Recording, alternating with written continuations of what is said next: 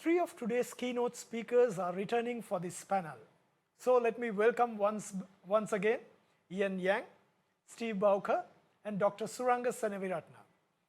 They will be joined by Manoj Philip Methan, Distinguished Cloud Architect for Cloud Engineering COE at Oracle Japan and Asia Pacific, an inventor, an author with close to 2 decades of experience in IT.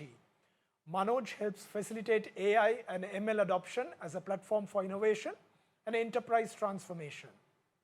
To guide and moderate this discussion, we have Dr. Ramesh Ranavana. Dr. Ramesh Ranavana is the CEO and founder of Enterprise Machine Learning Private Limited and the chairman for Artificial Intelligence AICX at Slascom. Over a career spanning 20 years, he's delivered commercial projects in computational drug design, simulations, UAV technology, manufacturing, and machine learning applications for clients in over 35 countries. He's also a Clarendon Scholar with a doctorate in artificial intelligence from the University of Oxford. Welcome, Dr. Ramesh, and over to you. Thank you so much. So good afternoon to everybody joining in, and good morning, good afternoon, and good evening to all our panelists joining from around the world. So as we know, the metaverse is really hot news at the moment. But like most new technologies, our understanding of it is a bit limited.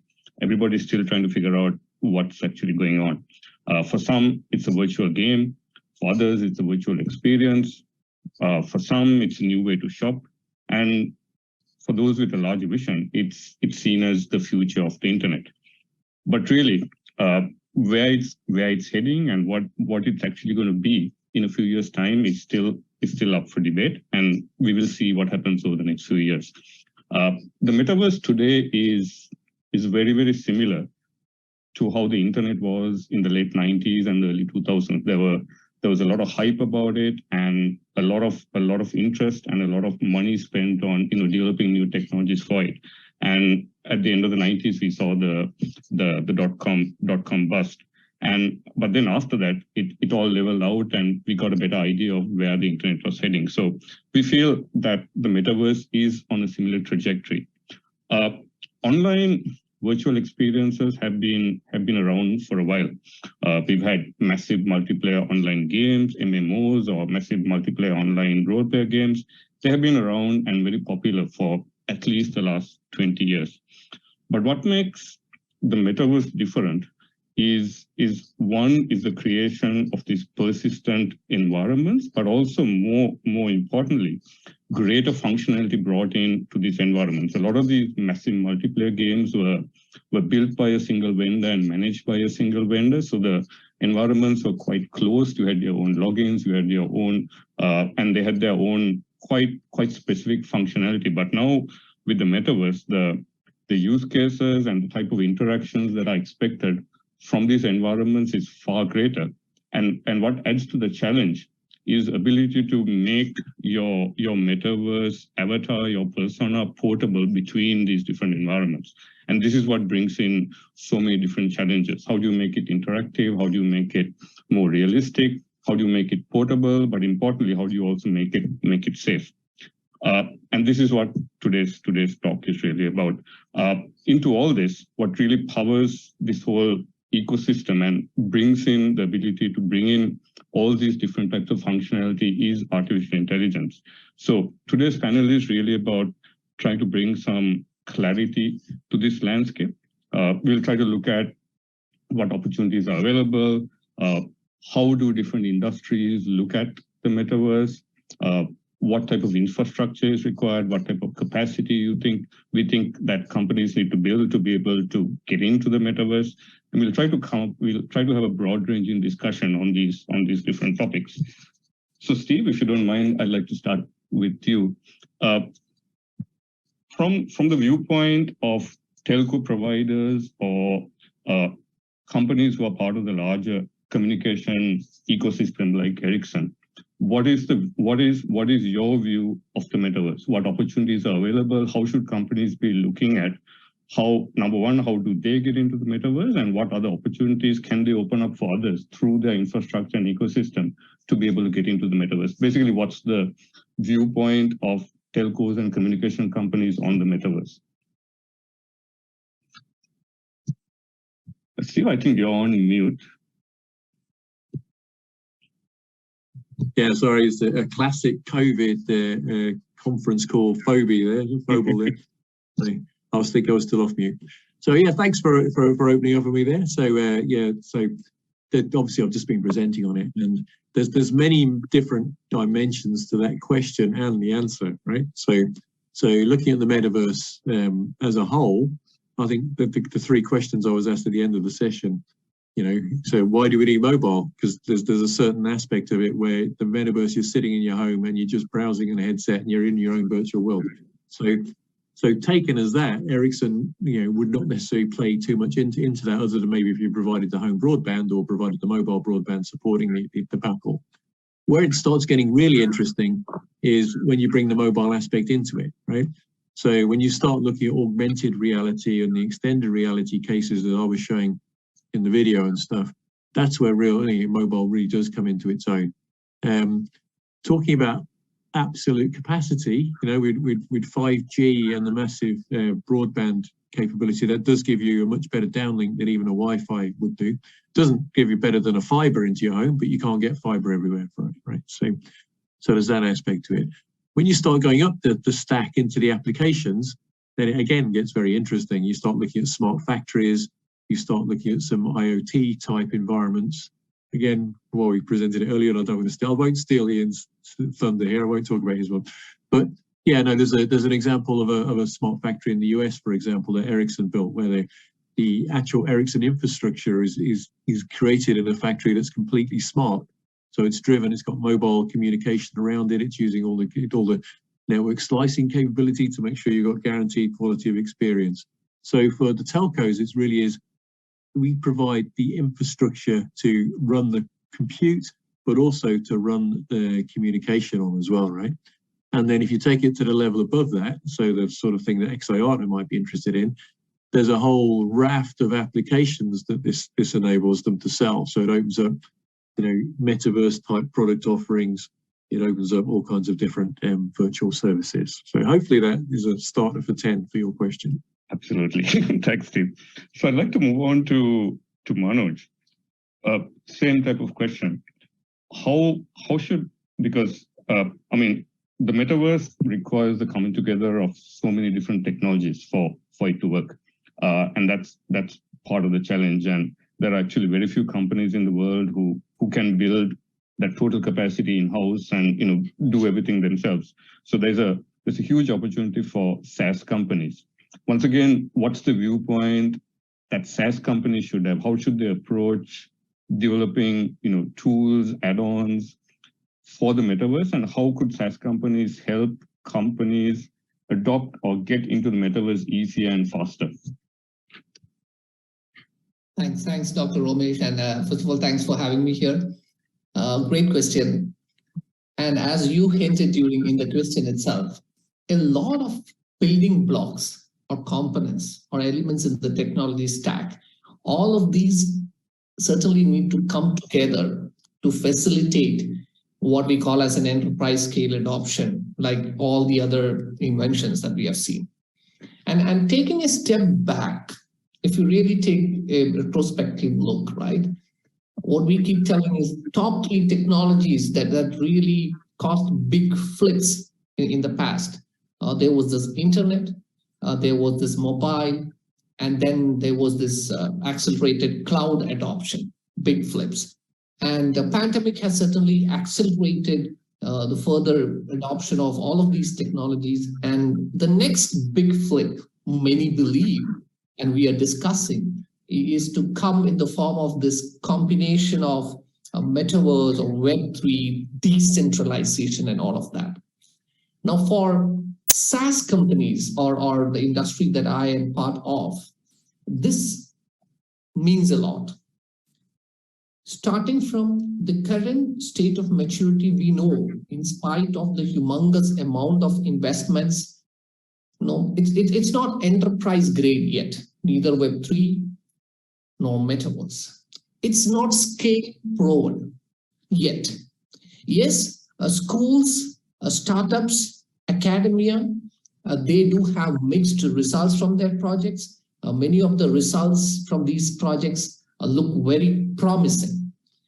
But when you talk enterprise grade adoption, when you talk real business, things are different. And that is where this entire ecosystem, taking a holistic view, at this state, certainly there is a lack of readiness to facilitate this full-scale adoption or to merge. And many a time when we talk metaverse, people have called it something like a parallel, a different world, a digital version of the world.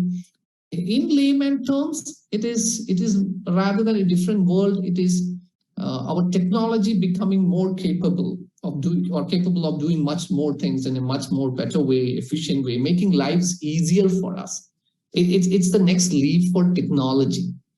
And the humongous number of elements in the overall stack, we call it from the SaaS world, starting from the network, the storage, the compute, add the facet of decentralization onto all of this. The closed worlds, as Dr. You rightly mentioned in your introductory talk today, many of these Roblox and all, they're closed worlds. The interoperability, all of this is what really counts. And our readiness to chase those, our investments in those, and being a SaaS, in the SaaS or the cloud world, some examples of steps in that direction to facilitate this include multi-cloud, no more closed clouds. When you talk data, includes data fabric, no longer centralized data stores. So these are some of the elements which will facilitate the next layer, which is AI-based intelligent processing, intelligent interconnectivity, opening up. So those are some of the trends that we see in this space, Doctor. Thanks, Manoj. I mean, so what, in your opinion, what would you say are the biggest problems at the moment that SaaS companies can slash? I mean, let's say interoperability is the biggest challenge now, but could a startup look at that in isolation, or is it something that they got to partner with somebody of a, somebody working on a larger ecosystem to solve that problem? I'm just trying to think of this in terms of, a new founder or entrepreneur who's looking to, start a company and get into this space. What would be the correct areas to look at the start? Manoj, once again. Sure, no, thanks for that. It's certainly a partnership. We know the power of open source. We know the power of collaboration, and the very fact that even cloud companies, there used to be closed systems. The very fact that they are talking about multi-cloud. Today, in fact, Oracle has these dedicated Fast Connect network connection with Microsoft Azure, as an example. What does that mean? We are breaking down silos. The garden walls are falling. So now, as a startup, certainly I'm dependent, or it will accelerate my journey if my ecosystem facilitate this openness, this interoperability. And one of the key challenges, again going back, is the humongous amount of investment that has gone into Web 2.0, the current world, right? Where the data owner doesn't have so much stake, but then it is an interactive model. There's so much humongous amount of assets that are already residing there. How do you can't discard all of them and start over, right? There is certainly a coexistence of both. There is certainly a migration of both, of 2.0 assets into 3. And there is certainly a breaking down of the garden walls, as I call it. So yes, very tough to do it alone for anyone. And, I think it's about collaboration, it's partnership, we understanding the academy and industry guiding, and all of us working towards that. That's right. Thanks, Manoj. So I'd like to move on to Ian. And my main question is Ian. It's around big data. And I think one of the cornerstones of the metaverse is going to be big data, how you can collect enough information to then generate actionable insights. Just like, you optimize a website and try to fine tune it to your user base. Anybody building a metaverse experience has to do the same. So once again, what are the opportunities that you can see for companies who are looking to look at the big data side of the metaverse and build infrastructure, build tools, build platforms to assist companies who want to get into the space, because it'll be very hard for a new company to build that infrastructure from scratch and generate enough actionable insight, because the industry is really not there yet. How would, once again, the data industry look at building that infrastructure, and what opportunities are there for startups, companies, and even telcos to be able to provide tools to make that faster and easier for companies? Oh, okay, sure, yeah. Well, speaking of big data, right? I think, what is the purpose of big data, right? So we have all kinds of data source. In terms of metaverse, there's different layers. There's gaming, a lot of reality. So there's a variety of all kinds of type of data, and also there's huge volume, right, come in, and this is going to be a huge volume because you have to process and handle it. So the purpose of big data is to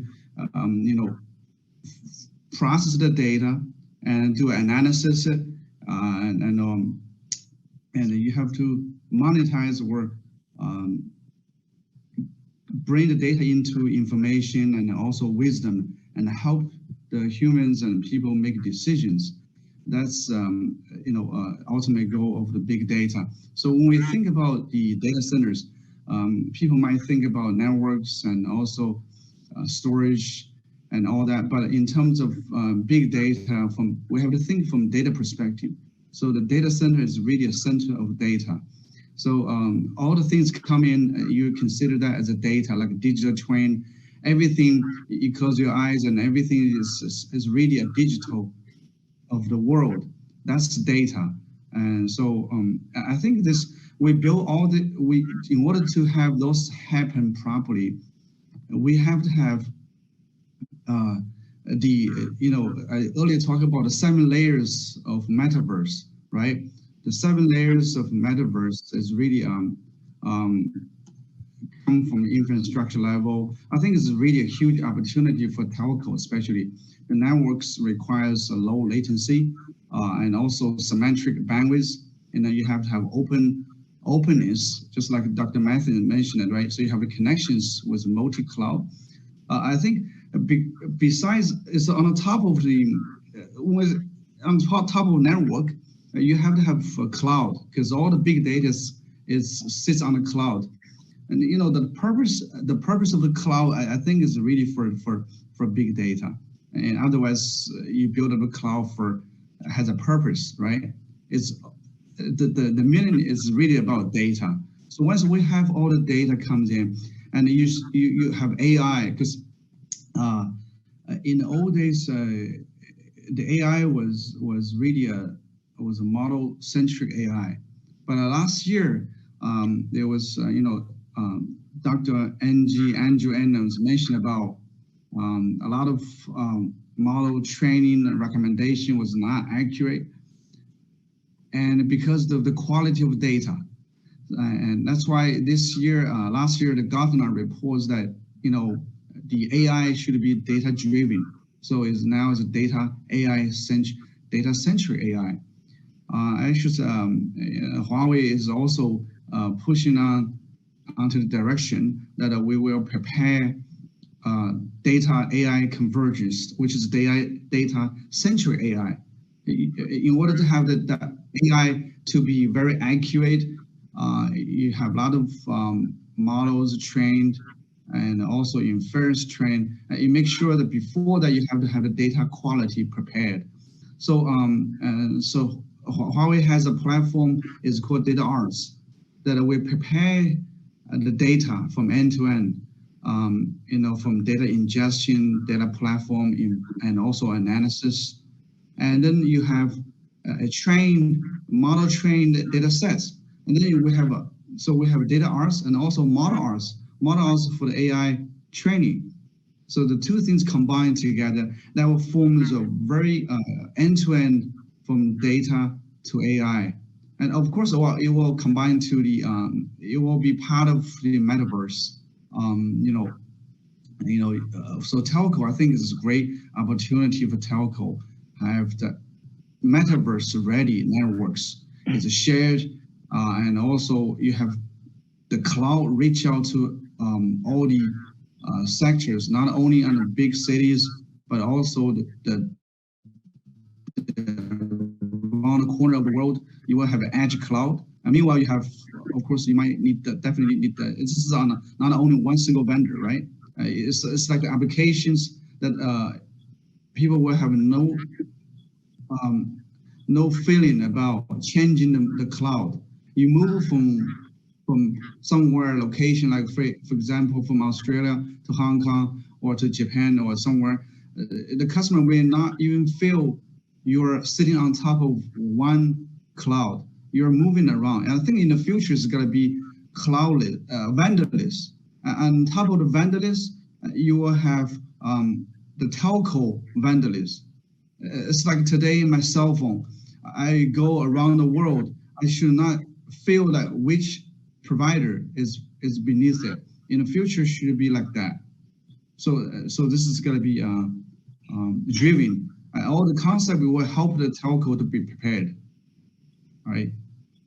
Yeah, so it's quite a big challenge, isn't it? And especially the big challenge of the metaverse is the interoperability and the portability, and that once again is a very, very difficult design decision, because if you tie in your data platform too much into one particular metaverse platform, then that immediately makes it very hard to get into another platform, and that's what makes it even harder.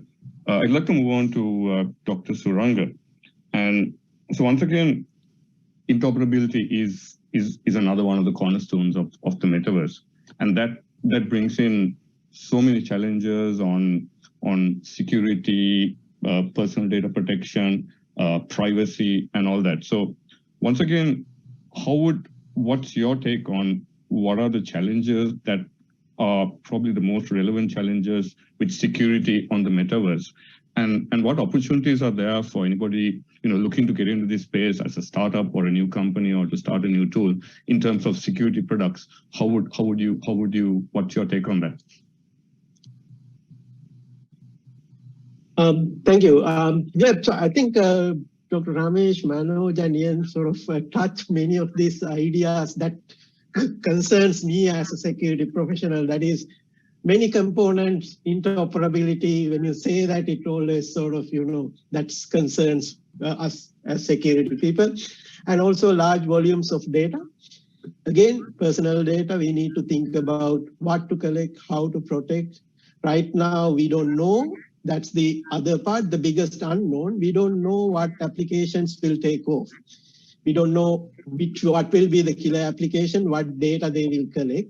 We have no idea. So all these three factors, unknown applications, large number of components we have to integrate, and large volumes of data. It's like absolute nightmare right now to think about it.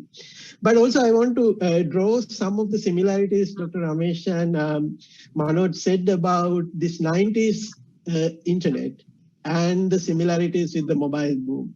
So that's another aspect where what happened in early 90s with the internet and to some extent with the mobile boom is that we were in a rush to launch features. We were in a rush to build the infrastructure. And by doing so, we completely forgot the aspects of security and privacy. So we built the internet, and later in mid-90s, we realized, we need to do something with security. We just bring in transport layer security. By design, that was not a very good choice because it was more like a workaround. And with also the mobiles, with Android and iOS, we had quite a few number of turbulent years where we didn't know what to expect with security. We just launched third-party apps, we launched the operating system, and we faced the consequences. So I think with the metaverse, the first thing we need to think about is where are we heading? We don't know. But can we include security by design and privacy by design while we build this one? I think that's the most important part for me. And the second one is the second mistake, again from the internet and the mobile, the regulatory aspect, that we build the systems and we brought the regulations. And most of the time it was too late. We didn't know what to do with the Facebook misinformation. We didn't know what to do when Facebook sells information. The regulations were not there. So in a way, we also need to think about while we build the applications, while we build the infrastructure, we need to think about, okay, what kind of policies we need, what kind of regulations we need, and can we take it from there, like, what to build it. Now, coming back to your question about what kind of things startups, companies can do in the security space, I think that's a very, very interesting question and something I have been thinking as well. So basically, apart from the scale, all the fundamental security issues we need to address, confidentiality, integrity, authentication, identity management, everything is going to be there. But there are a few more things that comes into the picture. We will collect some information we probably haven't collected before. For example, we might need to collect audio recordings where in the metaverse, two people are talking. There should be some conversation, some record on what they talk, or the legislation should say that, this shouldn't be recorded. We don't know. So opportunity is there in terms of this multimedia privacy, how to use computer vision. And when you immerse in a hybrid setup where, you have home objects, you interact with them while being in the metaverse, those things can create unnecessary privacy leaks and unintentional privacy leaks. So there is scope for computer vision type security, speech type security to come in as startups. And also the other aspect is that we already know that some of our digital record can be traced back without our PIIs. What our digital footprint without our email, phone still can be traced back to us. Now, when you go with the avatars and when you interact with the metaverse, without the identity, how much information someone trace back, we need to think about that as well. So in general, I think there is quite a number of opportunities to be creative and come up with ideas there. But also we need to be a bit cautious on, we don't know what we are going into. The applications, it's the key. That's right. It's a bit of a minefield at the moment, isn't it? And we're all figuring out where it's heading. Manoj, I'd like to ask you another question. So like we discussed, portability is one of the biggest challenges in the metaverse at the moment. And I would like to get, do a deep dive a bit more into technology. So there are technologies like Web3, NFT, WebXR, which are, forming the cornerstones of this portability debate. What's your view on these technologies, and what other base technologies do you think form the foundations as at now of enabling the portability across these different metaverses? But basically, what are the foundational technology building blocks as at now that people should be looking at if they are looking to get into the metaverse? Sure. So Dr. Romesh, basic building blocks, right, or the basic building elements which will facilitate a seamless transition for us into this, easy way of living, or where life becomes much easier with all this, metaverse as the term denotes, are those same basic elements which facilitate that immersive experience today, which facilitate decentralization blockchain, which facilitates ubiquitous network or compute or availability of technology via cloud, which is networking, compute, storage, overlaid by security, and then AI. These are some other building blocks. Let me double click on a few of these. Compute, we just heard distributed compute. We heard compute on the edge. We heard compute, lightweight computes, and the interoperability associated with it. When we talk about an immersive experience, when we talk about AR, VR, when we talk about rich content, right?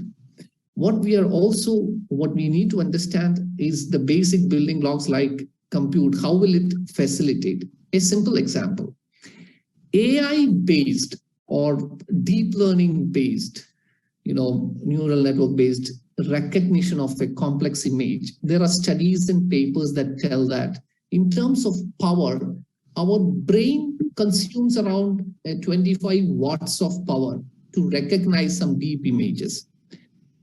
The equivalent power consumption by a GPU is few hundreds of watts. So that's the difference. And when we say AI, when we say that immersive experience, it's about brain mimicking. Yes, it's doable, it is possible, but then when we talk about the scale, when we talk about the way the internet has evolved, right? If this is not thought forward at that scale, we might have new set of issues. That's compute. The next technology, again, a very basic element, networking. We heard a little on that. AI-based, it's a convergence of multiple technologies rather than seeing in silos. AI-based self-organizing networks. Yes, it is decentralized. It is not a converged planet-wide network. It is about different siloed networks which interoperate. But still, when we talk about that scale, if Web 3 has to really take the place and much beyond Web 2, it's about techniques like self-organizing networks where AI is used, where predictive analytics is used, pre-optimized algorithm-based networks that can self-configure. I think Ian was telling when you go around the world, we should just switch networks without the user knowing. It's about self-configuration, self-optimization, self-healing. And we just heard about security, self-protection.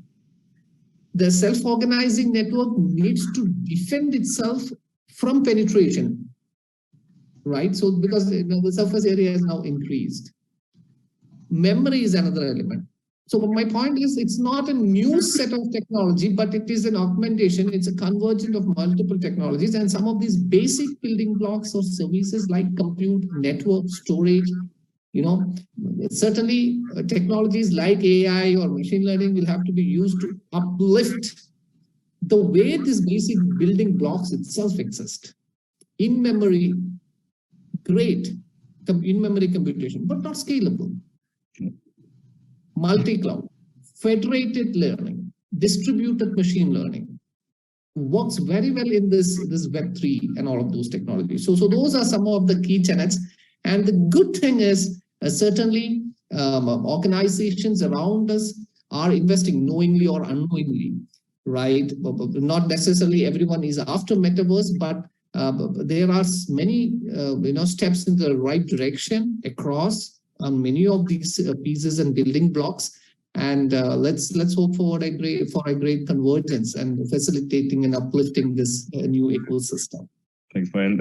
And that's the challenge, isn't it? It's just so many very diverse technologies which need to come together, and the opportunities are really on how to simplify the adoption and use of a lot of these technologies, and that's where a lot of the opportunities for startups and companies lie. Yeah. Absolutely. Steve, I would like to ask another technical question from you. Now, we in the Art Theatre Group, across all the opcos and ADL, our focus, especially on the AI front, is production AI. How do you get away from taking some data, building a model, but actually building it into a larger ecosystem, building it in such a way that it can be maintained, it can be monitored going forward. Is there a different take on building AI for the metaverse, especially when you're talking about, because a lot of metaverse applications are also, there's a much greater demand on it being real time.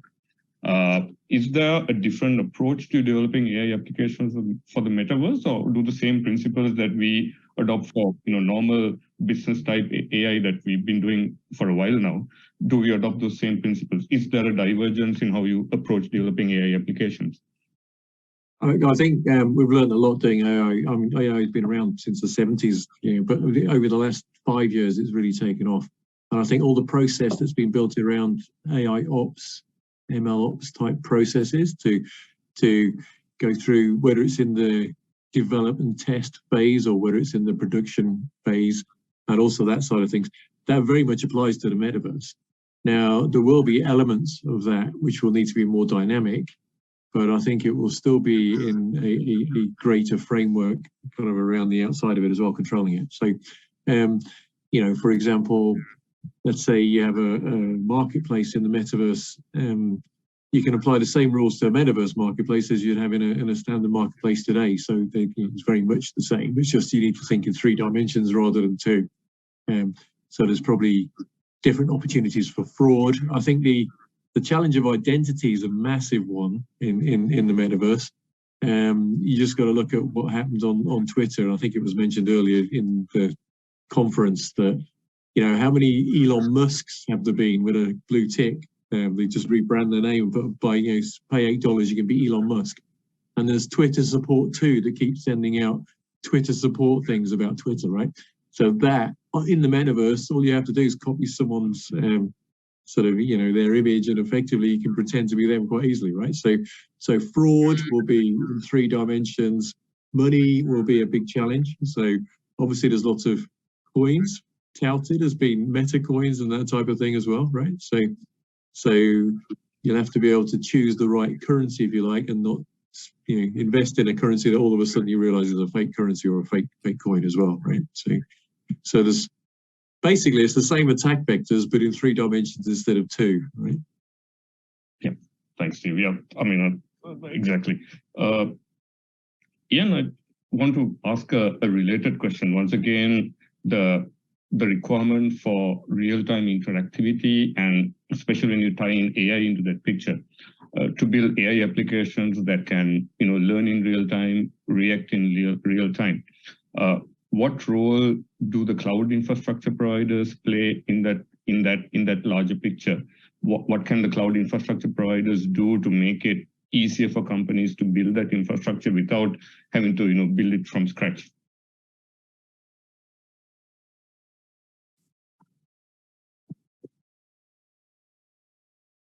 Ian, I think you're on mute.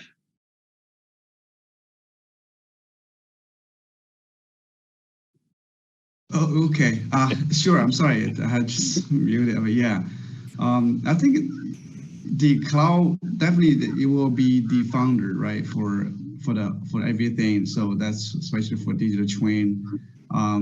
There's a lot of things for cloud vendors need to go enhancements, because it's really it's like the metaverse is like avatars, right? I really like the movie Avatars. So we're sitting at home, and now it's just like us. We're in all over the world, right? So somebody from maybe from different corner, but we all joined together in one place, just like we're sitting in one room, right? Very warm, and we are now like avatars. You know, I'm just sitting in my. It's early for me. It was earlier, so yeah, it's. So I'm sitting in my hotel room. So, and we are talking, sharing all the great things together. But I think imagine in future to make that things happen, right? So there's a lot of work for cloud and AI to handle, to do. So I think it's working on that, right? So I think, you know, we have, it's a huge opportunity, but it's still metaverse. They are ongoing, right? They're still working on, take quite some time to do. And, you know, I think AI must have data to be connected constantly, have data quality, and then the model training on AI, instant recommendations. So, because, for example, I'll just keep telling, you know, the people about recommendation systems. You know, we always go online and e-commerce as well. I think in metaverse, you always get that as well. You know about somebody's life. You get up in the morning, somebody should have give you recommendation of what you should eat in the morning breakfast, what kind of stuff you like, and so this model trained before. Like, for example, a professor, right? He has a role, and the recommendation will differentiate people in the different layers. It will categorize sets of people, and a professor's role, and they will put in a category. They give you some sort of roughly model training already prepared for this type of people. But then, Dr. Boker or Mason, different. They both are in the VIP club, for example, but then they are different. Maybe, for example, Mr. Boker likes golf, and then Dr. Mason likes to fishing, right? Or racing or something. And then in this case, they will give you a different recommendations based on your behavior, based on your different, both are in a big group, but then they will have a really precise model, instant to be trained based on the different roles or user. And then even the same person, let's say Dr. Boker, right, comes in. Yesterday, we recommend 2 or 3 things, right, for him. But today is different. Yesterday he was maybe in London. Today he's in Hong Kong or Tokyo. The position is different. The climate is different. The GIS location is different. Where you are trying to experience it. Like for example, you're in Tokyo. They will give you something related to the culture of Tokyo, Japan. Recommendations. Those are the real things that has to be constant doing together. So we're doing now. I think we don't know what's going to be really happening in the metaverse, but I think all the technologies go in that direction that make us to be served more precisely, and it's all helping the human to make decisions. Not another way, and not just create robots, changing our world, and we become sort of the servant for the big robots. That's not our purpose. Our hope. Let's make a very good hope, right? That the whole world become better and better with better technology and more real time, more quality recommendations and serving our life better, right? So. Yeah, so that I think that's all Metaverse is about. Maybe people challenge about Metaverse, says, oh, you're supposed to go in out of the real universe, real star, find another home for Earth, for homeland, instead of sitting in your little tiny room and thinking and dreaming about better life. Well, it's a 2 different angle. So so I'm just. Sorry, I might not have the best thoughts, but that's just from my... Spot on, yeah. I mean, I fully agree with you. Suranga, a related question. Now, the dangers of AI and how to manage ethics, how to govern AI systems it's been in the news for the last 5 to 10 years, and we now have a better understanding of how to do it. We still haven't perfected it, but we are better at it now than we were maybe 5-10 years ago. Is there a different take or a different viewpoint on how you should manage AI systems on the metaverse, or do those same principles and governance protocols that we use for our normal business systems work on the metaverse as well, given that there are so many more interaction points and there's more diversity in how people interact with the metaverse? I think the theory will... Yeah, is that a question for me or? Sorry. I mean, please, I asked Suranga, but I would love to get your viewpoint on this as well. No, I'm sorry. No. Let Dr. Suranga talk about it. Yeah, sure.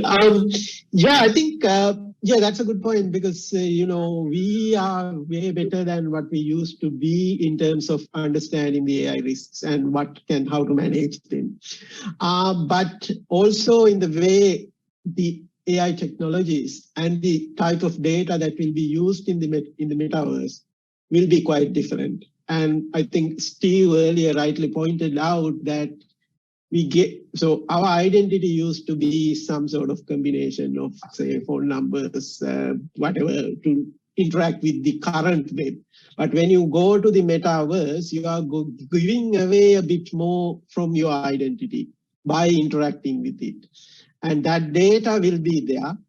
And that data, for some people, it might be something even like medical records. That's quite sensitive information.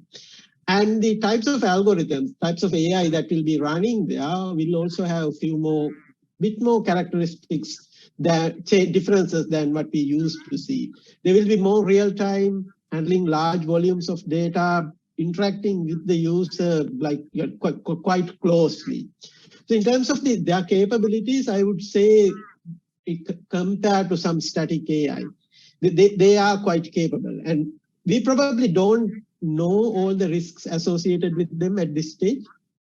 We probably know what kind of framework we need to have, but we don't know the risks associated with them. So that's the part I think some part of the academia needs to take and see what are the AI privacy and security risks that might be associated with the metaverse, something the research community has taken up. The other part is the governance aspect. Again, as I said, it really depends on what we allow to store. I'm really concerned about, for example, my voice being recorded in the metaverse, the way I interact, my gestures, how I walk, and even my eye gazing, like, where I'm looking at. All these things are going to be stored, which sort of scares me. Okay, fine, but we have to guarantee the governance. Who is going to access them? And you probably don't want to.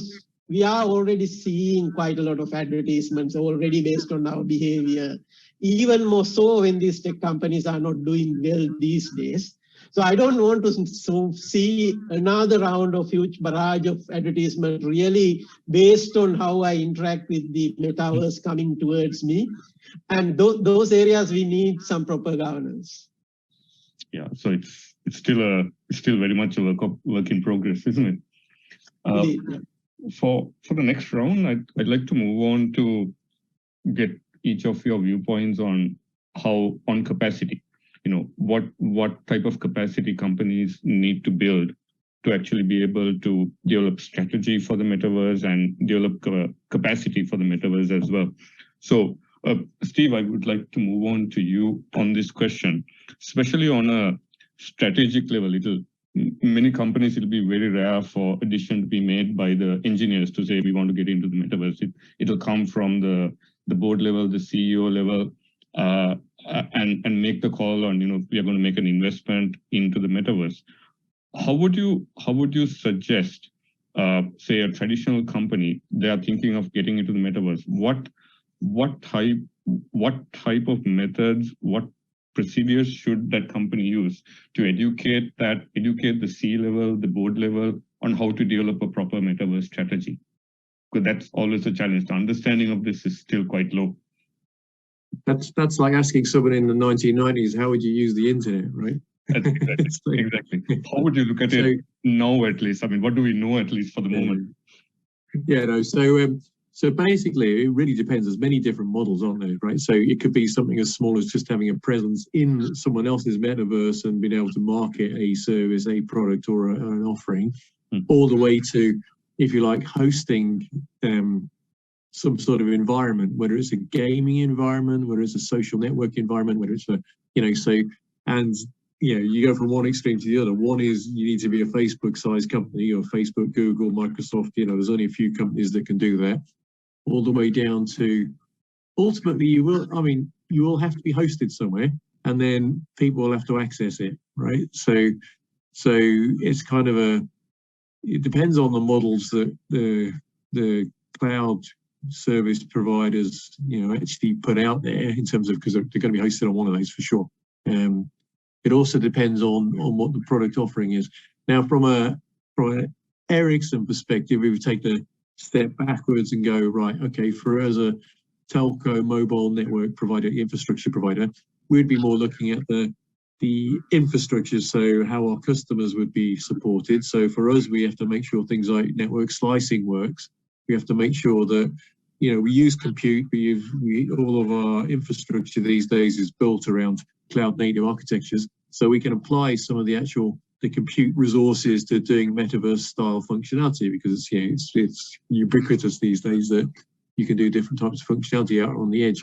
Although there's some sort of specialist processing that you might need, like rendering and stuff, that might need GPU capacity and that type of on the edge as well. So yes, so for the providers of services, it's a case of look at the environment you're going to host the services in. So there's an element of in the cloud service provider and the access to it, as in probably the telco or someone providing access to it.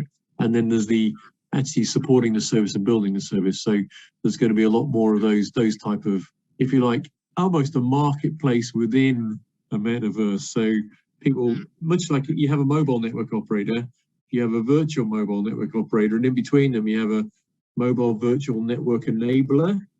So you'll have the equivalent model in the metaverse where there'll be companies setting up a stand that people can sell services on as well. So there's kind of going to be a 3-tiered approach. Hopefully that helps answer your question. Certainly. I mean, I've had so many companies who given me a call and said, we want to start a showcase store on the metaverse. But their questions are so fundamental, like which platform should we go into? How do we import our models into the metaverse? What type of team do we need to put these scenarios together? So still most companies, other than the really advanced tech companies, are still fighting with very, very fundamental problems because the understanding is so low. Manoj, I would like to ask a similar question from you. So let's say a company decides to get into the metaverse. What do you think in terms of technical capacity the company should possess to be able to at least get into it on a very basic level? I'm not talking about building everything from scratch, but let's say you're using as many tools and services and platforms as possible. But what would be the minimum team required for a company to, say a non-tech company, a retail company who wants to open a store? What would be their approach? What type of capacity, in your opinion, do you need to be able to get into that space? Sure. So let me answer this from two sides or two perspectives. One is the provider or the facilitators of the universe. One is the users, the consumers, the customers of that company, right? So from a user perspective, as Dr. Yan was telling, right, I'll be getting so much of a data privacy and all of those. But then in the decentralized world, in Web3 kind of a world scenario, yes, the users create data that can be shared, but for an incentive.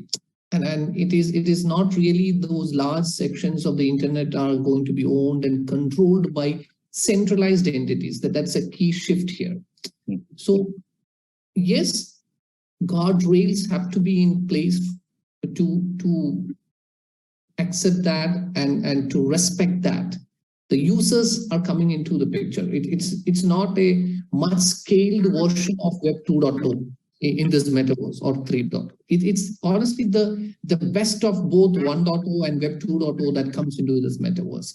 So that's the user perspective. And as a company who's looking, as a retailer who's looking into this, certainly those should get into their fundamentals. That's the aspect. Users, you are not really going to control. It's a win-win for every stakeholder involved. Yes, you're using someone's data, they are getting incentivized. Yes, the fundamentals, the blockchain, the NFTs, they facilitate that, but there should be a consensus on that. And it is high visible. You cannot hide away something. It's the ledger. That's the premise on whatever use case you're trying to do as a retailer. From a provider side, from someone who is facilitating this ecosystem, from a tech stack perspective, see the DApp ecosystem, as they call it, or the distributed app. To be very honest, it's not that mature yet. With respect to the developer tools, the UX, the data structure. The data structures, yes, we went from SQL to NoSQL, but it was not designed with this world in view, with these possibilities in view. So that those facilitating building blocks which will help in that ecosystem is not yet in place. So I, as a retailer, I, as any business who's trying to get into this, need to have a fair understanding of what our current ecosystem is in terms of the building blocks, rather than, worrying after the results come. So that's the truth. Now, the humongous number of nodes, I'm again going back to the decentralized way this thing works. That certainly, if you are a global major, if you are spread across, your end users are going to spread across, there are issues like latency. Yes, computing on the edge is a possibility, but then there are many other nuances as you double click on that. Providers, yes, you own the data. Sorry, you use the data, but then in the new world, the people own the data for an incentive. So that's how you think when you put forward the platform, while you share for an incentive.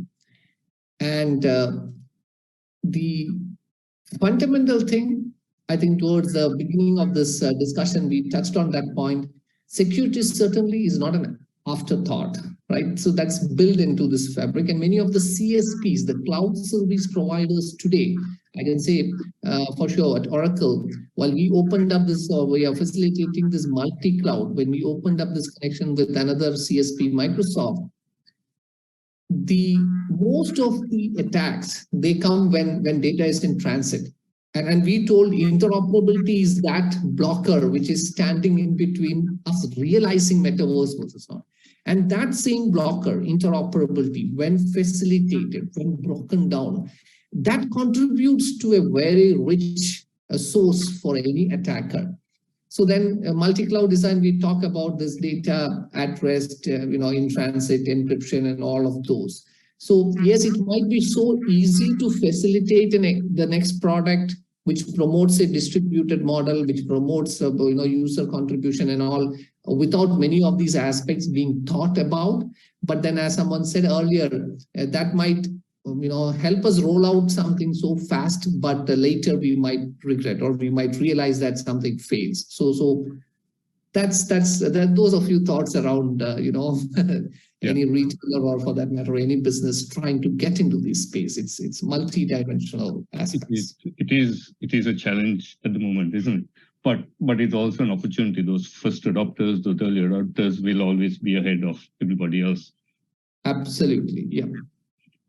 Ian, I would like to ask another capacity-based question from you, which is now, given the wide variety of skills and skill sets and knowledge you need to build metaverse applications, if say in 5 years' time there was ever a role of a full stack metaverse engineer, let's envision that will happen, what type of skills would that person have? It's all the way from cloud to 3D graphics to whatever. How would you lay out the variety of skills you need to be able to build even a basic metaverse application, especially given the heavy reliance on the cloud? Yeah, I think this is going to be very interesting and challenging because in my earlier, I mentioned about, there's 7 layers of metaverse industry chain, right? Including infrastructure, and then human interface, decentralization, and spatial computing, creator economy, and discovery and experience. So those are the 7 layers of metaverse. Somehow it reminds me to the ISO 7 layers, like physical layer, data link layer, network layer, I think a transport layer, a session and an application and presentation application. Those are the network 7 layers we all know quite about. But when we built the universe, metaverse world, right? You also need 7 layers. And this has come out from the, I did some Google search on that. So those are every single layer are the opportunity. Infrastructure, human interface, decentralization, which is talking about edge computing, AI algorithm, and also there's a 3D. So spatial computing is about 3D AR and VR.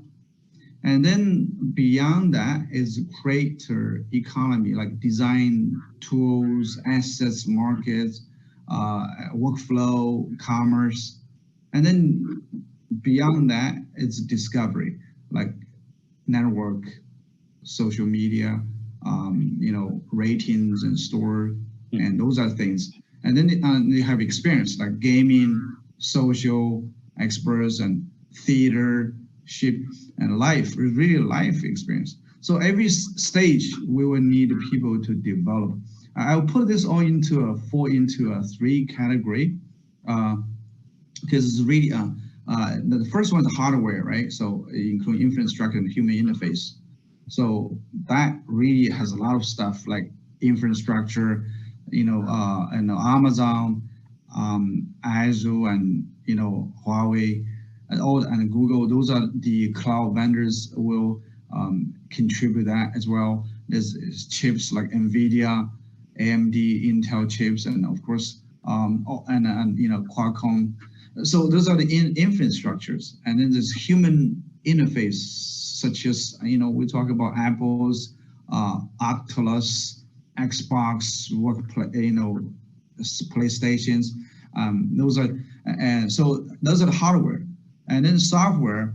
We have the blockchain, digital currency, cloud games, and Facebook is working on that. So, and then of course Google is also part of it.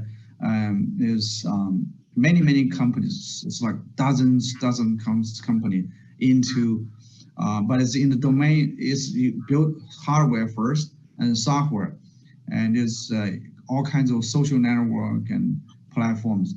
And on top of software, you have the market, right? So which is social media, social games, video, e-commerce, and you buy stuff as well.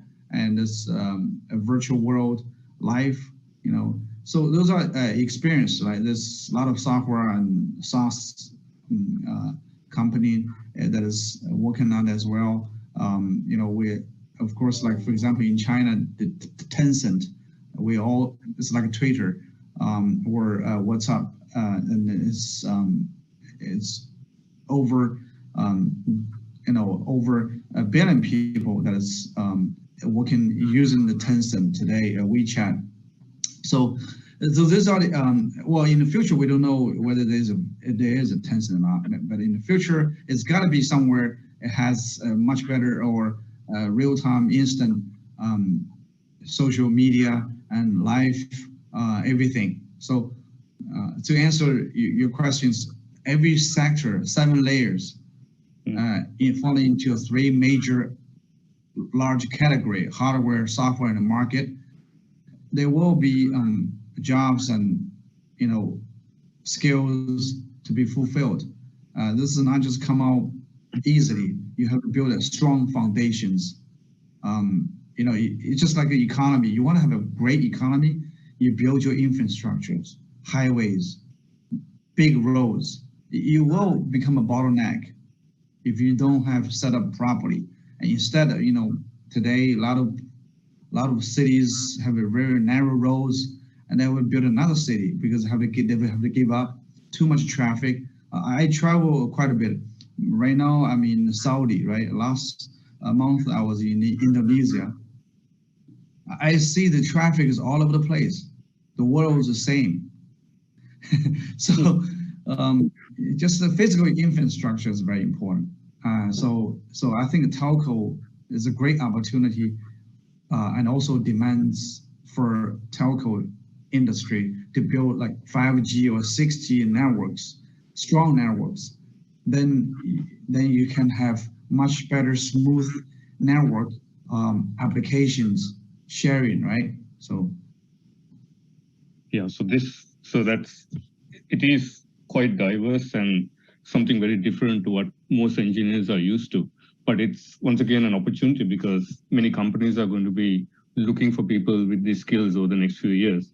So especially for young engineers, it's a really good skill set to start building up, right? Yeah. So it depends on how they like college. There's always a space for you to grow. Even in cloud computing, Amazon has over 200 cloud services today. We're not talking about Metaverse. Talk about today just for simple cloud. And also Huawei cloud.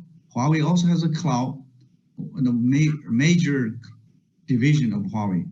So we also have over 200 services, and and every services you have to get into R&D, and there's different layers.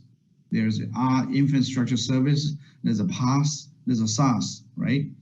And on the PaaS you have database, and you also have AI, and also have a big data platform for analysis. Yeah, so it's this big range of huge spectrum of range of technology that is it needs people to work on. Excellent. Thanks so much, Ian. Suranga, to get to you on the same capacity question, one of the big challenges in any company which works on AI is building the governance framework. And there's also always a big disjoint between the technical teams and the compliance and risk teams. They don't really talk the same language. And that's usually where things go wrong. Is there a different take to how we should be governing these systems? And how would you suggest a company look at building a governance framework if you're getting into the metaverse? What would be some initial guiding principles to get you going on that line? Yes, absolutely. Yeah, I think it's a lesson we never learn, that we always, tech goes first, and, you think about the governance, and, we end up with the same sets of problems. So my advice, and, the path I would think that work is that governance and the tech should go hand to hand, that you just think about security, you think about all the policies, all the, your goals at the beginning, and you involve the governance team as early as possible. And you are, they are part of the development cycle. You build this together. The moment the things are disjoint, I think then one has to play catch up, where, the product is not following the governance requirements, so the governance has to do something and go back to the regulator. So that's something we need to avoid. The other part, the interesting part there for me is that the readiness of the governance framework are the existing ISO level, all these compliance requirements, are they enough for the metaverse? Or should some standardization body actually look into defining those and give some guidelines? For example, ideas like, for example, post-quantum cryptography, it's not there yet, but NIST is already building the standard. They give the guideline. And Web.3, I'm not 100% sure. Maybe someone else can update me, but that's another technology. Maybe it's not there, but we are thinking about how to govern it. And Metaverse, I don't know whether someone has thought about it, but if we haven't, that's where someone like ISO, NIST should come in and give some guideline to the industry before it becomes quite late. So overall, what I think is like, these things we need to start discussing together.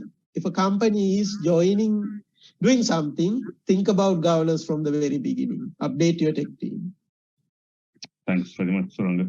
So we've reached the end of the panel stage, and we'll be having a QA after the break. So I would like to thank every single one of you for some amazing insights. I hope that we brought some clarity on what the metaverse is, where it's heading, and what are some of the opportunities. As we've discussed, the metaverse is still new, and we are all learning where it is heading. So that's, on one side, it's a challenge, but also an opportunity for those who want to get into this space. All right, we're back. And we are ready for the panel discussions. And we're going to have a few questions that we'll put into the YouTube right now. So first question to Manoj and Ian. How about other sensors in Metaverse? We mostly talk about audio and video only. Are there any other AI technology sensors? Yeah, I can go first, Ian, if that's okay. The short answer is yes. I'm glad this question came up. If you can see my screen, So what you see in my hand right now is a PIR motion sensor. So we keep tinkering with it. There are a lot of other sensors: pressure, PIR, motion, infrared, temperature, humidity. And the IoT ecosystem helps us to stream this data. We call it as time series data, most of these unstructured data. Streaming technologies and cheap storage like the optic storage. Real-time streaming of these sensor feeds.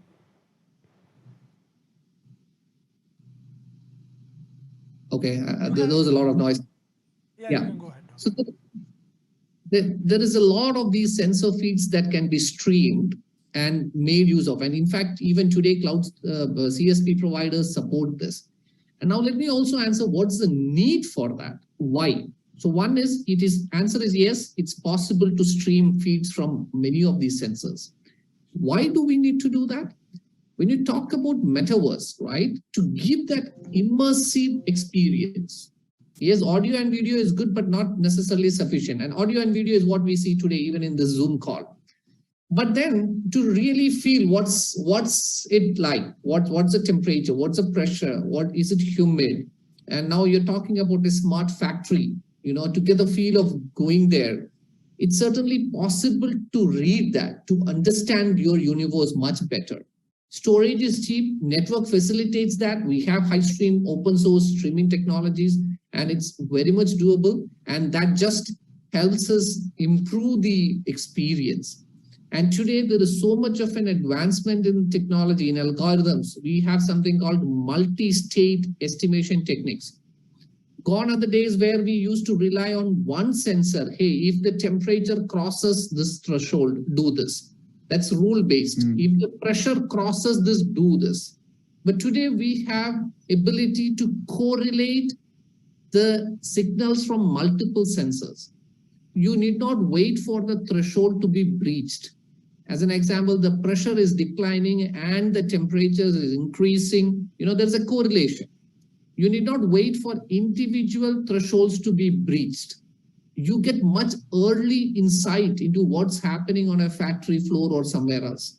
And you can simulate these rather than doing real experiments to see what would be the impact on other factors. So possibilities are immense, and answer is yes. Over to you, Dr. Ayan. Yeah. So, hi, thanks for the sensors. I think it's great. Dr. Martin mentioned about the IoT, right? You got a variety of data. You're collecting all the data from different angles. Of course, definitely need that. But I can also add on to sensory because you get into Metaverse, right? You are into air, the time that is a full sensory human-computer interaction, like VR, AR, and MR.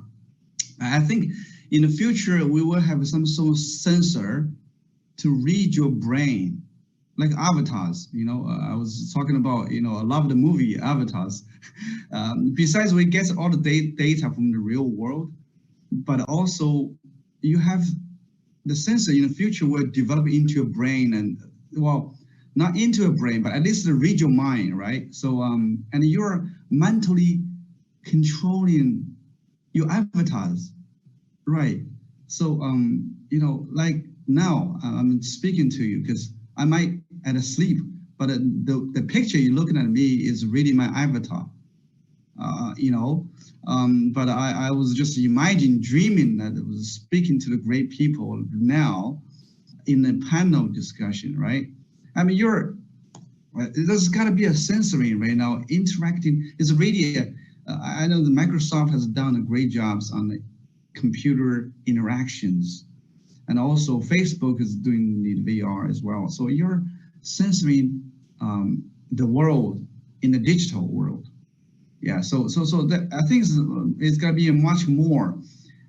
Think about how the future life in the Metaverse is going to be served the way you want to be.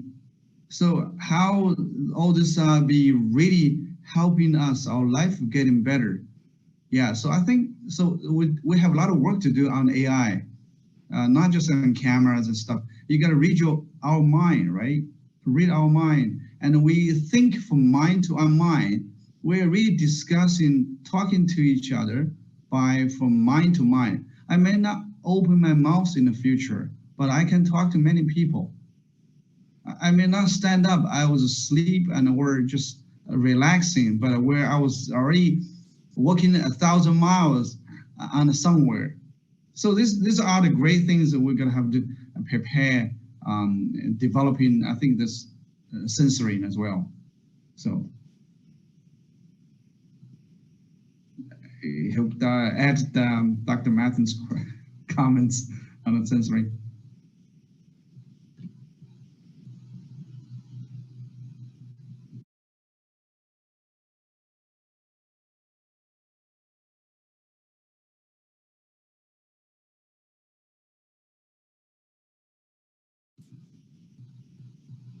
Yeah, I think there's some latency going on.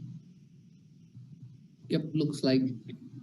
Right. Yeah, so, okay, great. Let me repeat the question once again. I think this question is to Steve and Dr. Suranga. What are the technologies which would help us overcome security concerns in Metaverse? How will blockchain or AI help?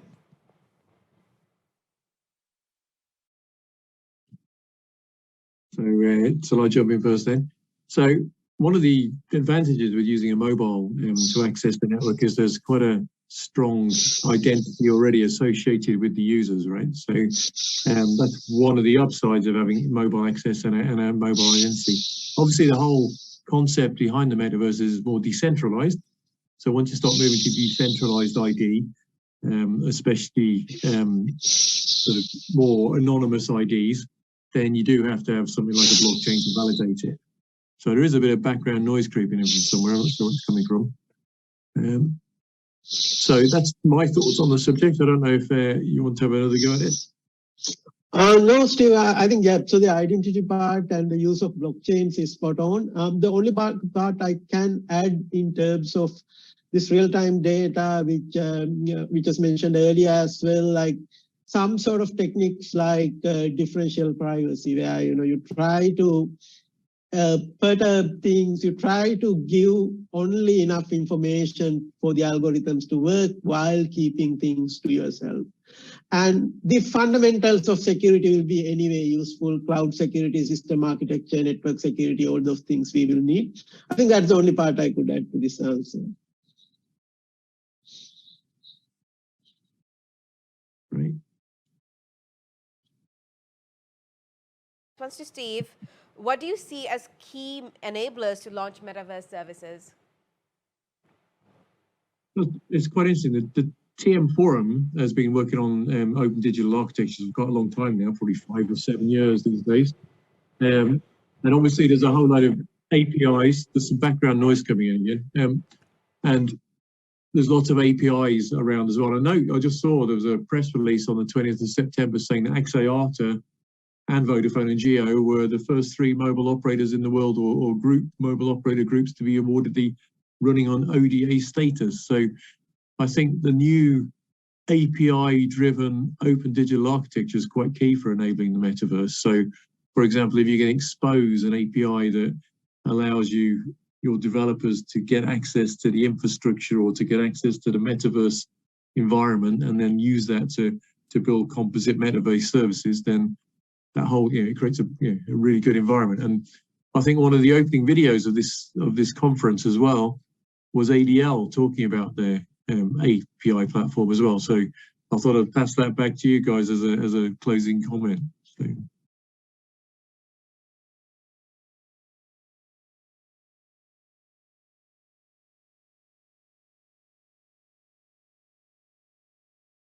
Thank you, our panelists, Ian Yang, Steve Bowker, Dr. Suranga, and Manoj. Thank you very much for your valuable time and insightful thought process which you all shared with us. I'm sure many of our listeners would have been really appreciating and valuing what you said, and obviously that would really take in up what the future of AI, Metaverse, and other technologies hold. So thank you very much once again. We really appreciate all your effort and time. Thank you, sirs.